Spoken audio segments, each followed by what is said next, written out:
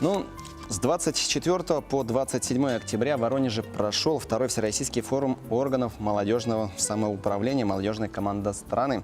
Сегодня в нашей студии представители делегации от Якутии. Я с радостью их представляю. Первый заместитель председателя молодежного правительства Якутии Василина Лукина, а также члены молодежного правительства республики Максим Рязанский и Анастасия Сивцева. Доброе утро, уважаемые гости. Василина Павловна, ну, расскажите непосредственно об итогах и целях форума. Ну, этот форум проходит во второй раз, и в этом году основная цель была это выработать конкретные предложения для развития органов молодежного самоуправления. И форум прошел по двум направлениям. В одном направлении принимали участие молодые парламентарии из регионов страны, во втором направлении члены молодежных правительств субъектов страны. И всего в целом 300 человек работали в течение 3 дней и принимали участие представители 77 регионов России. Это практически вся страна. Ну и главный итог – это разработка дорожной карты мероприятий для развития органов молодежного самоуправления в 2019 году.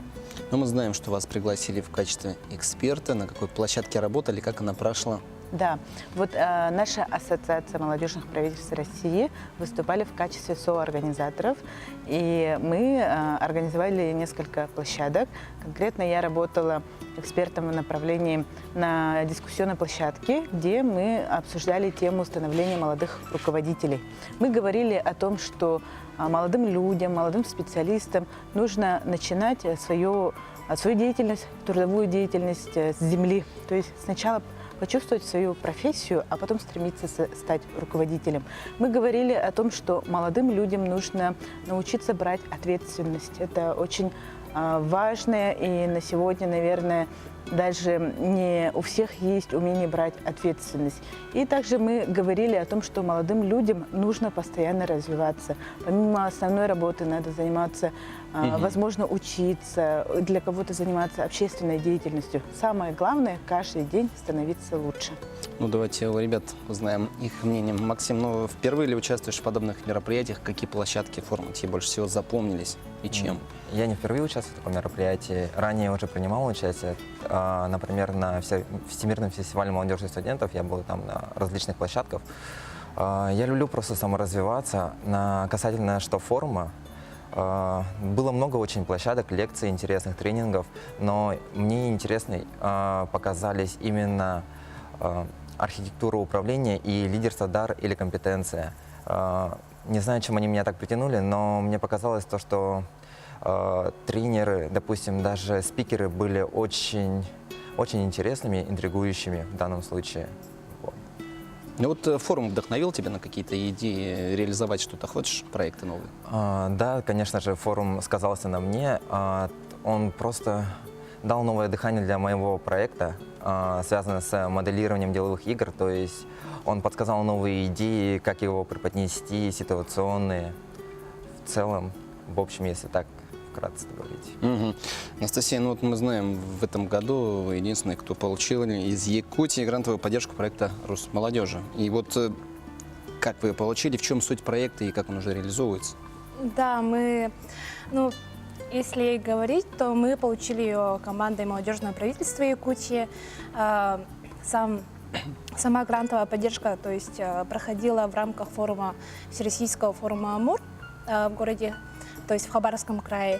И мы получили поддержку в размере 200 тысяч рублей. Потом этот проект уже реализовали в конце сентября. Прошел 6-й съезд молодежных правительств Дальневосточного федерального округа. И по итогам съезда мы предложили, разработали и уже внедряем проекты, которые будем реализовывать на территории Дальнего Востока. Ну, вот какие проекты, если так, вкратце? Мы уже реализовали один проект «Дорогами памяти». Это патриотическая акция, которая проходит в 5 субъектах Дальнего Востока, и в том числе в Якутии. В Якутии, в Приморском крае, в Еврейской автономной области. То есть это наш общий проект, который мы совместно реализуем с молодежными правительствами Дальнего Востока. Василий Павловна, ну какие вот еще планы на будущее? Вот, ну, в этом году, может быть, что-то еще ожидается у молодежного правительства? В этом году у нас осталось где-то более 10 проектов, которые реализуются в текущее время. У нас в планах довести их до конца и сформируем новый план на следующий год. И так как в прошлом году и в этом году мы 2 раза становились лучшим молодежным правительством в России, конечно же, в планах есть, чтобы и в следующем году стать лучшими. Максим, ну вот почему вот лично сам вот решил заняться такой сферой, такое более серьезное молодежное правительство? Ну, у меня был с детства, в принципе, интерес, связанный с данной сферой, и просто я стремлюсь к своей цели, получается. И мне это интересно, и мне это нравится. Василий Павловна, ну вот что бы хотели пожелать молодым людям?